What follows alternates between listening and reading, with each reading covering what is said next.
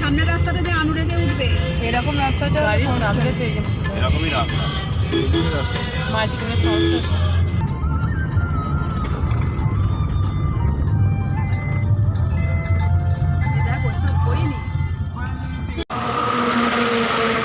তাই তো